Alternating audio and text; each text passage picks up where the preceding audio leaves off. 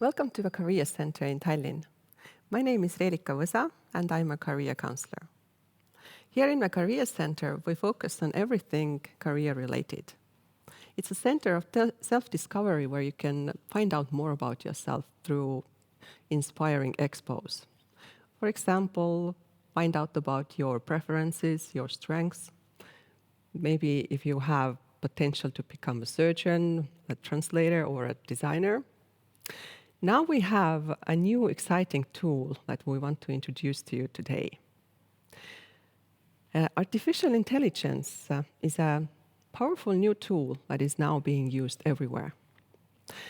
To help us understand how AI can be adapted to career counseling, we have invited Professor Shahab Ambar-Jafari, an expert in AI, to join us and tell us more about the tool he developed. So welcome. Thank you. Shahab, can you please tell us more about yourself? What you're currently working on? What brought you to Estonia? Absolutely. As you mentioned, my name is Shahab.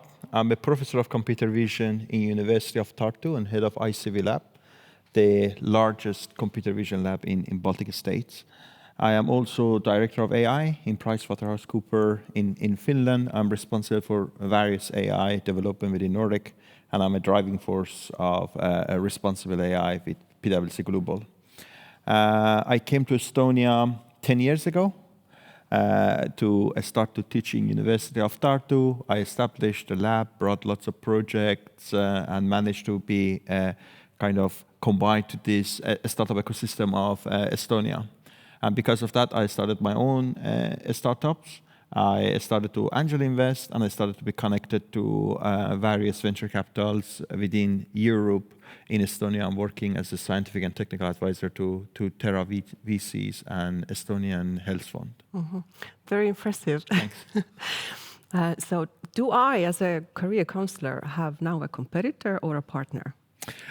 If the question is related to the AI, in my opinion, you have a very good co-worker or colleague who will work for you in order to improve the healthy decision that you are making. Mm-hmm.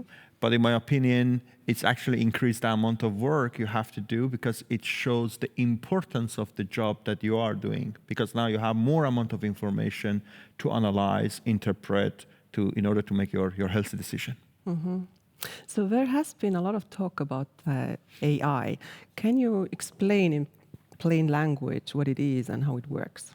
Yeah, absolutely. Artificial intelligence is actually mimicking how humans make the decision and interpret the scenes around us. Artificial intelligence is a kind of an assistive solution which is targeting to improve the quality of their life, improve the speed of various processes that we are doing. Of course, like anything else, can be used in a very negative and aggressive form as well, but at least the intention has never been something like that. Mm-hmm. As a person who works a lot in AI, I see quite a lot of people interchangeably using AI and ML, as machine learning, which is very innocent mistake, but it's totally wrong to do it. AI is like brain. You can have a brain and be quite a stupid person if you do not learn, explore, read books, go to universities, and so on.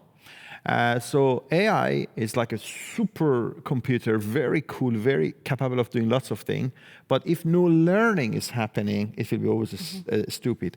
And that learning is called machine learning. So artificial intelligence without machine learning is just like a very nice, fancy computer that you put it in the museum and never turn it on. So. Mm-hmm. Why is it so popular right now? Very good. Actually, obviously, the whole concept of AI is not new. For 100 years, we have it. There have been lots of sci-fis about it and so on. But the problem with the AI till today was people were not clicking nicely with that one. I have been working in the field of computer vision a lot, and I was developing lots of solutions, explaining those solutions to people. And every time I was seeing that when I'm talking about the solution, about the AI, always the audience circle becomes smaller and smaller and smaller. Because not many people were understanding it, not many people were aware of it. Nobody cared how much AI was in the washing machine where it was in there. Until very recently, like in November when the ChatGPT came, it became kind of very easy, cheap, and fast accessible for everyone. Even my grandma started to understand what AI is. It's not only 2 characters, it's not to communicate, write the things, and so on and so forth. So where do we encounter AI in our everyday life? Let's say that where you don't encounter AI in your daily life, if you are sleeping and you are not wearing any smartwatch, then that is one of the moments that you may not encounter with AI, unless that your pillow and so on are smart pillows who is memorizing the way that you are sleeping. Apart from that, everyday routines that we do, especially in country like Estonia, is somehow related to lower or higher advanced level of use of this artificial intelligence. So you have developed the recruitment software and kindly adapted it for Estonian Employment Insurance Fund to use as a training tool. So we have prepared a little video, and let's take a look. Absolutely. Mulle meeldib uusi ideid välja käia. Ma olen väga loominguline inimene. Mulle tulevad ideed väga kiiresti ja ruttu igas situatsioonis. Ja ma tunnen, et arendusjuhina on see väga oluline. Mulle meeldib projekte vedada. Mulle meeldib võtta vastutust.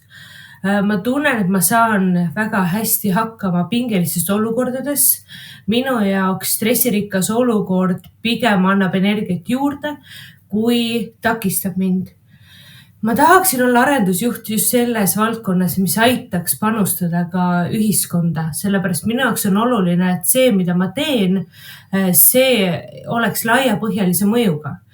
Mitte, et ma ei mõjutaks ainult ühte inimest ja tema elu, vaid et minu tegevuse tulemusena muutub paremaks väga paljude inimeste elu.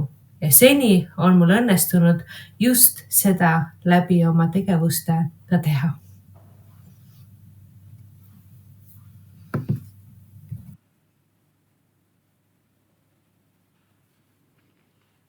So Professor Shahab, can you walk us through what we just saw? Yeah, absolutely. So what we are seeing here is multiple machine learning algorithms which are taking into account a variety of source of data. We call them modalities. We are taking into account the speech. We are taking into account the audio, the way that you are talking about the things, and we are taking into account the facial features that you have. And we are combining them in order to be able to present multiple things. So let's see that what are the things that we are taking into account and we are looking.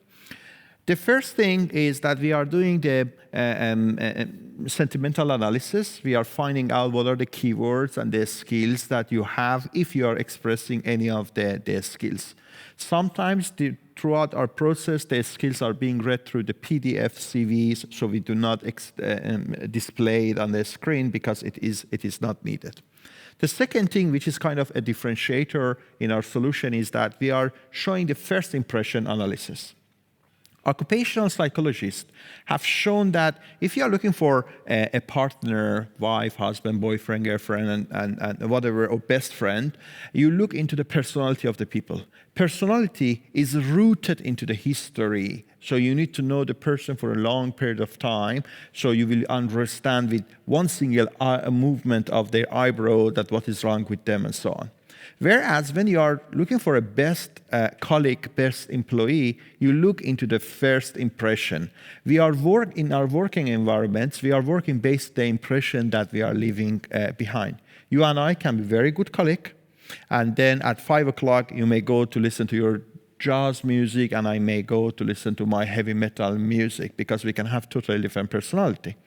So that's why that AI takes into account the way that you are talking, the words that you are using, and all these facial landmarks to tell you that what is the first impression that this candidate has left within these 1 minute and 11 seconds.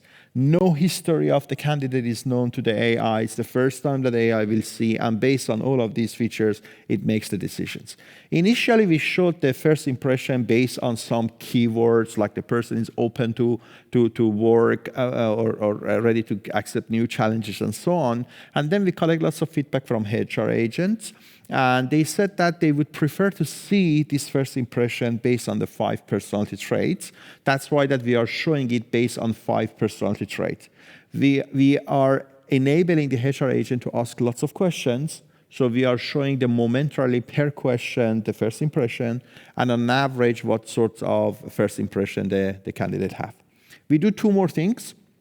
One of them is that we are listening to your words. Every word that you are talking about has a positive or negative weight. Some words like hate is very negative. Some words like are positive, but not that positive. So AI, or let's say that these algorithms are listening to you and average out the amount of positive or negative words that you have said. That's how it is showing what is the level of positivity that you have in your speech. It's very important when you are a customer representative or if you are a sales representative of a company. And the last but not least, which is we are doing, and it is also being reflected into the first impression, is the facial expression analysis. In facial expression analysis, traditionally, psychologists were dividing the face into different parts, which we call them action units, like around the mouth. And then we were seeing that if you move the corner of your mouth up, it says that, oh, you are happy regardless of the other content or other part of your face. And if you are using Amazon services, Google services, or Microsoft services, they are all using this action unit. There are problems with it. It's very easy to fake it. It's not very reliable. So what we did, we take all of them and we threw them away. And we took 128 facial landmarks. They are corresponding to these micro muscles that we have on the face. And the beautiful part of the micro muscles is that your brain somehow magically has learned how to move them, but you don't know how to do it. So in other words, you cannot really fake much of it. I don't say that we are a lie detector. You can train and improve yourself and do it, but it is much more difficult to fake or become kind of master of those micro expressions. We are finding those micro expressions, and we are showing your facial expression based on something which we call it a valence and arousal values. Valence means how positive or how negative you are. And arousal means how intense you are in that particular one.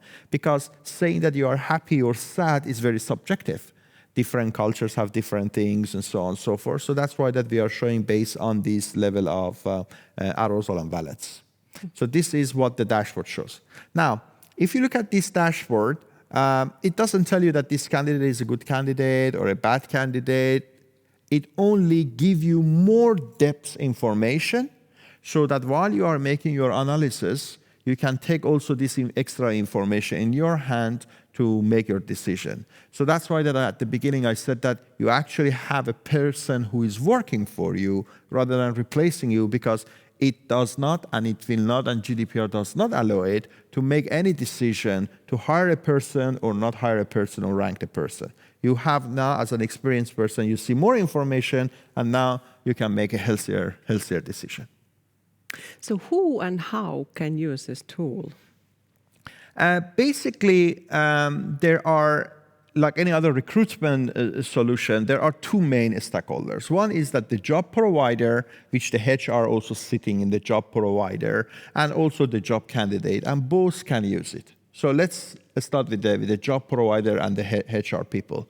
We have two sets of companies, startups, which they have very limited budget. Unfortunately, they cannot afford to have a HR person or buy the HR services.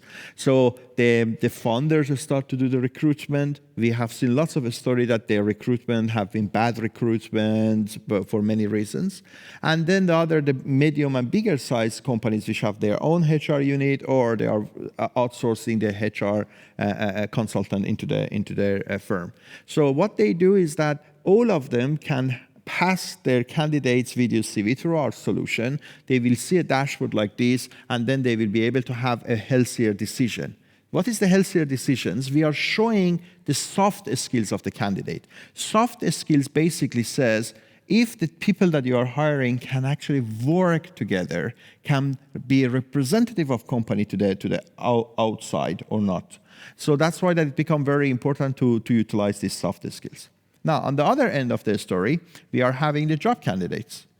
What is the benefit of this and why job candidates should use it, given that now many of the tech solutions or tech people that we used to pay lots of money to them have started to lose their job, or job have been displaced by use of ChatGPT, Copilot, or similar solutions. So what happens is that soft skills start to become important. You hire someone who is a good coder, but has also soft skills, so can talk with people, can be a good match to the rest of the team, and so on. Using a solution like IVCV, which Estonian Unemployment Insurance Fund is using it, is targeting to improve people's soft skills. And it's not like an exam that you read it and then you have it. You have to practice and practice and practice. So it means that the job candidates can regularly use it in order to see what type of impression they are leaving behind. And there is one hidden group behind, and it is everyone else who wants to talk. Actually, I am using it quite a lot before I come and talk about any topic, because I would like to know what type of impression I'm leaving behind. If you are an influencer, you want to put some Instagram posts, some TikTok posts, you can actually utilize this solution to see what type of impression you are leaving behind, and is it in line of what impression you wanted to leave. You want to go to investors and pitch your idea? You can actually try this to see that what type of impression you leave. Do you show a high level of openness, excitement for the people or not? But how often is AI wrong? Like, how can it possibly understand the entire context of a person's reactions? Like, aren't human emotions far too nuanced for a machine to accurately decipher? Very good question. So in order to answer that one, we have to step back a little bit to see that what does AI actually get as an input? AI, or any machine learning algorithm, actually takes a matrix of numbers, which is representing you and me here. And this matrix of numbers over the time, we have lots of them. So we have this, we call it time series, and then there is the context among them. AI look at the pixel, doesn't understand in general if it is you, if it is chair, or if it is happy, or so on. The relationship between this number is what starts to make an interpretation and meaning. Now, why I tell you about this is this one. Our eye, no matter how good your eye is not that sensitive to small changes. For us, the number 1 and number 2 are the same. We don't see the differences, no matter what you do. But for a machine, 1 and 2 are 2 different numbers, so it can actually see in a very nice detail what are the difference between these ones. So it can start to actually extract more information where a human may struggle a bit. Of course, you are an experienced HR consultant. So for you, you are looking at variety of movements and make your conclusion. With high probability, you make your conclusion better than AI does, because our AI, we try to make it very unbiased. When we were training our models, we had lots of different cultural people equally be trained. So it become kind of unbiased between a Nordic person and a person from South Europe. But when you are doing a recruitment, you are from Nordic, you are hiring a Nordic person for a Nordic company, then you have a right bias towards that particular culture. So you, with high probability, outperform AI. But again, when we look at the bigger scales, we start to see that this is the part that AI is more sensitive. That's why you can rely actually more into the results that AI is presenting. I repeat myself with one more statement. This is what AI sees of you. It doesn't mean you are this or you are that. It's up to us how we want to interpret it. It's like an independent unit sees, this is how I see you. It's like I stand up, I say that in my opinion, it was not very tasty. It doesn't mean it was not tasty. It's my opinion. So AI also expresses its own opinion in that perspective. Mm-hmm. So the cultural differences also play a role here. Absolutely. So what we did, all our algorithms that we have trained with over 20 million data points, equally divided between male and female, and equally divided between 5 races of white, black, Latin American, Far East Asia, and Indo-Asia. And by this, we made very nicely algorithm become unbiased with respect to gender and their race. So we have eliminated a lot of these culture impact that might be inside algorithms or data. And why it is important, even within our country in Estonia, we are hiring people from different diverse backgrounds, from different continents they are coming. So it's very important that we will be able to provide an unbiased solution to all. So my experience with Ivy's CV was that when I speak to a human, I'm more responsive, I display more emotions. When I'm interacting with a screen only, I don't show so many emotions. My facial expressions are maybe more neutral, even negative, as AI read it. So how do we adapt to interacting with robots? Yeah, so I have a little bit of bad news because if we have a little bit of issue of doing the recording into the camera and we find that it's very unnatural, it means we are old. The newer generation, we call them TikTok generation. Yeah, they are the one who hardly type. They send the audio messages, they send the video messages, they post the videos, they post the crazy video of crazy dances and things that they do. And for me, I have a niece. She will turn on Wednesday to 7. Sophie, she lives in Australia, and I can see that how integrated she is with taking her video. We are talking about the person who will turn to 7 from my sister's phone. She takes the video, pictures, she's sending it. It's very natural for her to do it. For us who are a little bit older or age, it's a little bit of change of the habit. However, change of the habit will happen because they don't ask. The change of habit doesn't ask our opinion. Let's look at the life before Corona and after Corona. I remember before COVID, when a student was asking that if they can attend an exam online, we would definitely tell them, no, it's not possible to attend an exam online. Or if you were hiring and I was telling you that, well, you are in Tallinn, I'm in Tartu, can we do it over the Skype? Most of the time we would say no. I mean, if you care about the job, you come. But suddenly COVID came, and today nobody's asked this question that, is it okay to have it online? It's part of your right to have it online even. So those type of changes are coming. And one thing is, those Instagram generation, TikTok generation, those kids that in my eye, they are still kids, they are now in their 20s, they are the working forces, they are now looking for a job. That's why the TikTok has started to enter into the HR business, because now they have huge amount of data. I don't know how much their work is ethical, but they know a lot about you. So they can tell who is the best person to go to what type of jobs and so on and so forth, which is a little bit scary from that perspective.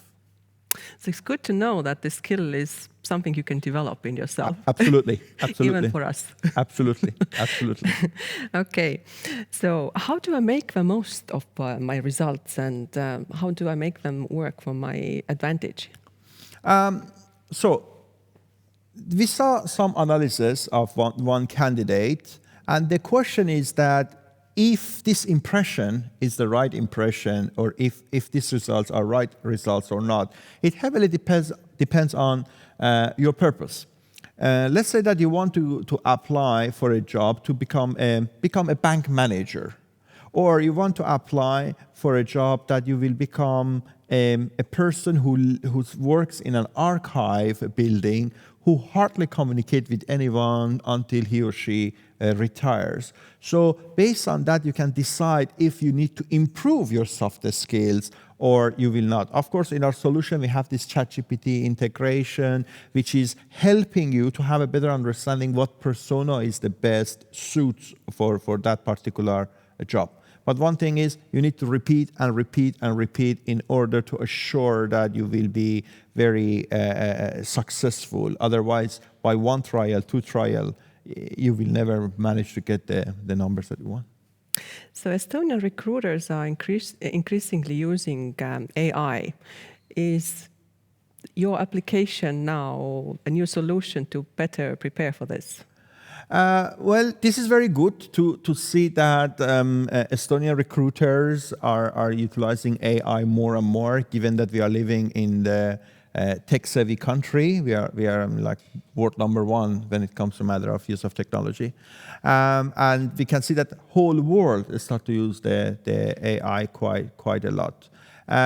From my business perspective, this is very good, but it is very heartwarming to start to see that how AI can help HR people to make healthier decisions, can help the company to have a better fit for their positions, so it will improve their efficiency and it will build on the brand value that they are building. So in general, happy to see the use of AI. But can it be fooled? So can human be fooled? Absolutely. Then what do you expect from AI? Of course, it will be more difficult because, as I gave the example of the difference between number one and number two, for AI, it is it distinguishes these differences, so it will become more difficult. One of the way that our solution works, for instance, is that if you open your mouse, the corner of mouse to the up, it doesn't tell you that you are happy. It looks at the amount, the squeezeness of the corner of your eyes and the corner of your nose. Now that you know it, maybe next time you try to squeeze the corner of your eyes and nose in order to have the higher value for your analysis. But you may fail because you usually end up to overdose or underdose it, so it's more difficult. However, you can put a mirror in front of you, train and train and train and train and train, and become very expert and fake it. I mean, we cannot really... I appreciate the person who really improved themselves to get to that particular point. But there is one issue also with AI, which makes it different with the human regarding to the fooling and so on. All the AI algorithms and models that we have are something which we call them our probabilistic model. Probabilistic model means that everything has a probability. It means that if you ask AI, what is the probability that suddenly Shahab opens his wing and he flies out of this building, it says it's 0.000000, eventually 1. And if I ask you, what's the probability that Shahab open his wings and fly away, you say absolutely 0. AI doesn't give you an absolute 0. Everything has a probability, whereas we as a human, we put lots of absolute 0. We can make a decision and we can stand behind that decision, but AI kind of fails in there. Very interesting. But AI is brutally honest. Like, it doesn't take emotions into account. It doesn't soften the negative. So let's say I use Ivy's CV, I get the results, and they are not what I expected. And I will be alone with my results. How do you alleviate this? Yeah, actually, there are two things. One is that AI calculates and finds out the results. The other thing is that we are presenting the results to you. So we decided that we will be very transparent and we are presenting whatever AI finds to you without doing any sugarcoating. I can sugarcoat everything and be much milder. But the choice, the options are these two choices. One is AI brutally tell you the truth, that your first impression showed that you have a very low level of openness and you have a very low level of extraversion. So you are not, and these are not good for being a sales representative. And AI tells you this, and you can go and improve yourself. The other option is AI says that, oh, you are very good, good boy. And then you go in front of the HR, I talk to you, and then you say that, sorry, Shahab, we cannot hire you because you have very low level of openness and you are very introvert, and it's not a good fit for this particular job. So the question is that, should AI be brutal, help you to improve yourself, or should AI sugarcoat, and then you see the brutal in the final decisions that you lose the job? Mm-hmm. So I think it's an open-end question, so people can decide. Okay. What else can maybe change results, or how can I improve my results? What else should we consider when we are taking the interview? We are taking into account three modalities: the speech, the audio, and the facial. So it means that doing only one thing, like always a smile while you are talking, will not have an impact. It's a combination of all. Let's say that with high probability you will get a bad score overall if you are having very smiley face, you talk loud, but you are saying that I hate the whole jobs, I don't want to sell anything, and so on. With high probability you will find out that your value of consciousness might be very low, which means that you may not be a good salesperson.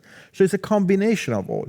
So what can be changed is this: use IVCV, see your results, find out what is the target that you want, and practice and practice. And more importantly, I believe people like me should talk with people like you, that you can instruct us how we can improve ourselves better, because everyone is unique. So telling the people always smile may not be the thing. Maybe actually for me, not smiling more would be a good thing. Have more eye contact. So it's very person dependent, and I think that this is the part that, again, people who have jobs like you are become more and more important, because yet you have one more thing to do, which previously you didn't have that particular job to do. Mm-hmm. Earlier when we spoke, you also mentioned people with facial injuries. There is now this big beauty industry as well, like Botox. Yeah, absolutely. Yeah, I mean things like Botox, which makes the people not be able to express variety of expression, would be an issue. But this is absolutely an issue for human as well. That's why that in our terms and conditions are there, is that by any means, if you feel you cannot express any of your emotions or expressions, you have to directly contact the HR agent and mention it. So, and it is up to you. I mean, if you want to have a person with Botox for that particular job or not, imagine that you are hiring for a person who is who meant to welcome people at the entrance of a hotel.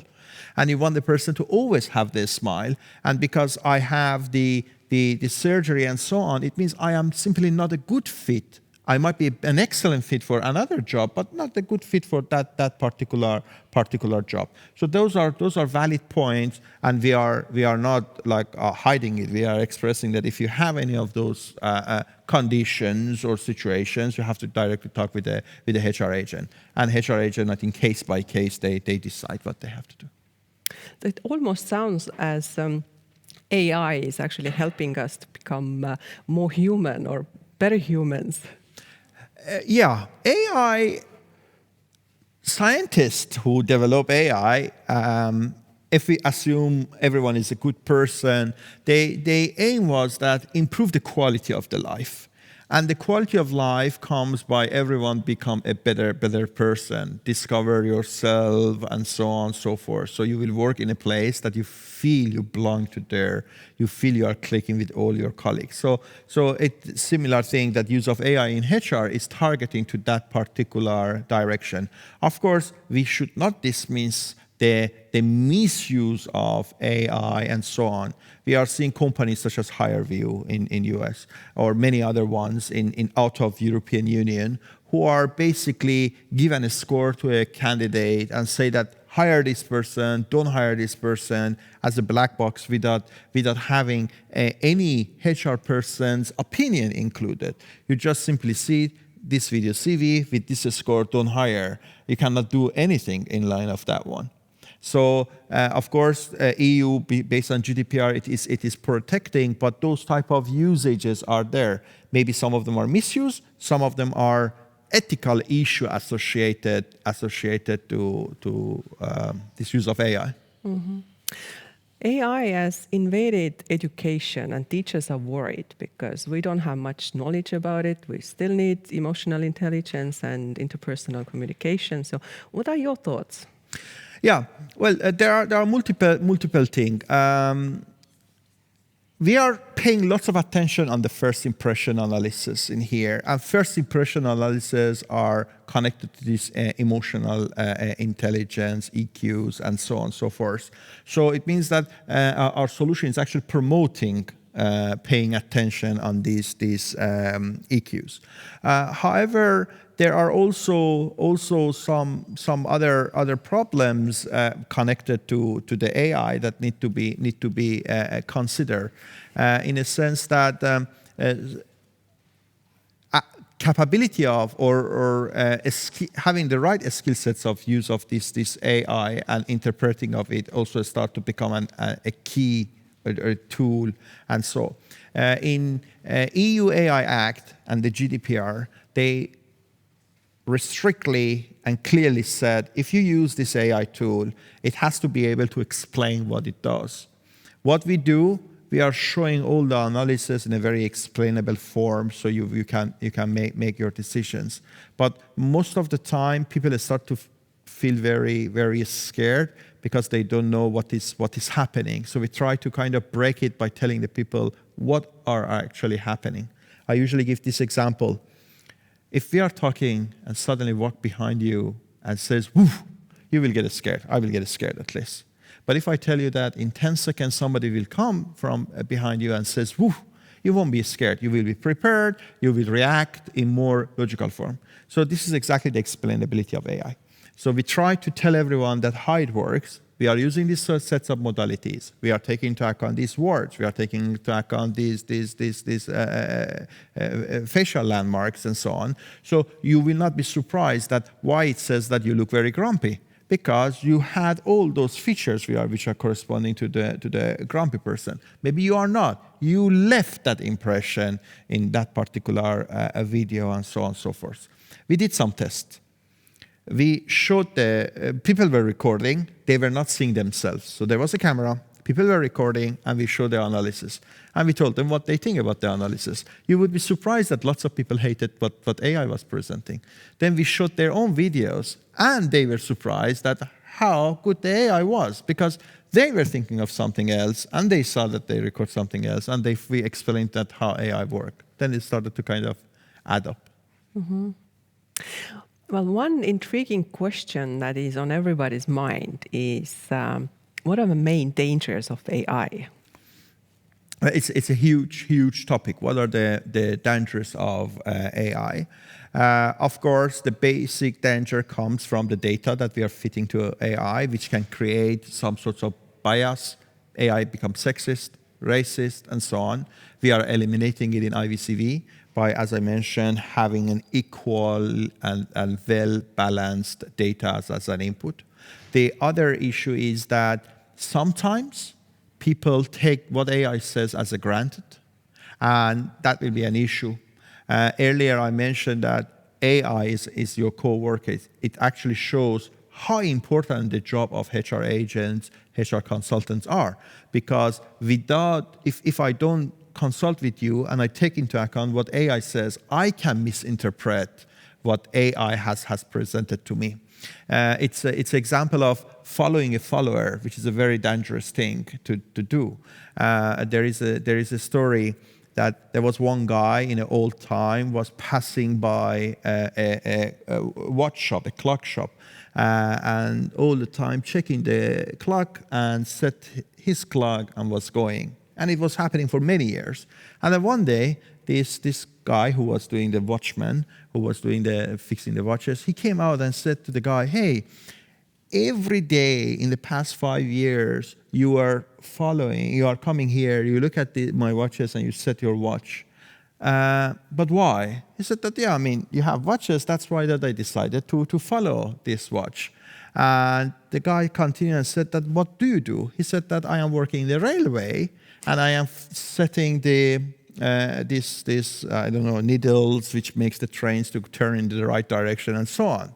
And the watchman got panic, and the guy said, why you got panic? He said that because I am setting all my watch based on the watch which you have on your tower, that the guy was setting it based on his own watch. So it's following the follower, and the AI is a follower of the data that we give, the knowledge that we give, the things that we are helping it to learn. So that's the danger which is hidden in there. If you are taking it as a granted, you become a follower of a follower, and that is very, very, very scary. It is scary, but also fascinating. AI is obviously going to revolutionize the world, but how do we ensure that it impacts the world in a positive way? Revolutionize or reinvent. I think it's going to reinvent variety of the things. And in my opinion, it can be very impactful in a positive form if we have the right regulation and right regulatory enforcement, which is monitoring and auditing this use of AI, the data that this artificial intelligence has been trained, and so on and so forth. There are bad people, unfortunately, and they will use this magnificent tool in a very, very bad form. We saw the ChatGPT. It can be used in order to create propaganda, millions of them in magnitude of seconds, and publish them in variety of platforms, which means lots of misinformation can go. And ChatGPT is a narrow AI. Imagine that if we are starting to go to this artificial general AI or AGI. However, we need to be able to develop a very good and a strong regulatory over this AI in order to assure it will develop very fast and it will develop in line of helping human. This is not something new, of course. We have seen it with the nuclear physics. We have seen it with the biology and these virology, which virus studies and so on. One mistake caused the pandemic. Right? And still lots of people keep working, creating new viruses, creating new vaccines, and so on and so forth. The same would happen with AI. And the reason that we need to assure that the development will happen very fast, but under the regulation, is the bad people keep developing it. There are regulations that you cannot go and develop an atomic bomb in your basement. So very tough regulation. North Korea went and created their own atomic bomb. So why we are not worried? Because we know that when the bad people have some strong tool, the good people have that strong tool or even stronger, so that they can keep the balance. Otherwise, at one moment you see that the bad people with a strong tool, they start to dominate, and the good people who decided not to proceed with the further development of the good tools. Mm-hmm. You spoke about the ethics before. So where does this come to play here? AI should be responsible. And when responsible is a big word, it should be explainable, like tell you what it does. It shouldn't be a black box. And another thing is that it has to be ethical. And ethical comes like this. It should not be biased. It should be very fair. It should not do any profilization of the person. And all of them means it should not give you any score. The moment it gives you a score, it means it's not ethical anymore, because the score means you are profilizing a person into one particular category. So that's where the ethics come within this concept of responsible AI. Of course, we have the general countries' ethical rules and regulation that need to be followed, and that need to be also implemented and is implemented in AI solutions such as IVCV. And again, that's why that our solution is an assistive tool. Will not do any scoring. Everything comes in your hand. So if somebody comes and say that, well, I was not being hired because I was female or I was male, it was not AI's problem. It's your problem because you made the final decisions that how you wanted to proceed further. But how do we make sure that the AI development will be ethical, accountable, responsible? Very good. And this is the part that auditing the AI development start to become a very important key, and we are talking about it in the new EU AI Act. We have this concept of auditing. Auditing means that you have to check the data first, because algorithm is like this. If you have a kid and you grow up your kid that you show the water and you say that this water is called oil, when he or she grow up, they call this water an oil because you gave a wrong information as an input, so it learned the wrong output. So it's very important to audit the data. You have to audit the algorithm itself, because AI is actually, at the end of the day, some mathematical functions. And this mathematical function is regardless of you. You give a multiplication, you give 2 and 3, it gives you 6. It doesn't understand anything else because the process is simply like that. So you have to audit to assure that the right mathematical functions have been taken into account, that it doesn't suddenly overshoot for some high values, high value means that you are a white person, for example, or it will shoot on low values, which means you have a darker skin. So those things need to be balanced. And then you have to audit the application that you are doing. Maybe you have a very good algorithm which tells you that what is the level of your beauty. It's being quite used in the field of cosmetic. But if you use that solution in order to decide which people can come into this room, which people cannot, then it means that you are not following the ethical rules. So at the data level, at the algorithm level, and at the application layer level, you need to audit. And the discussion now is that who should do the auditing? Is it my friend, or is it an independent party? Which answer is an independent party. And now there are further discussion, should be one independent party or should be multiple independent party. And I think it depends on the importance, the level of the applications of these AI algorithms that will be developed. Okay. Professor Shahab, it has been a pleasure talking to you. Thank you very much. And thank you so much for coming and sharing your experience with us.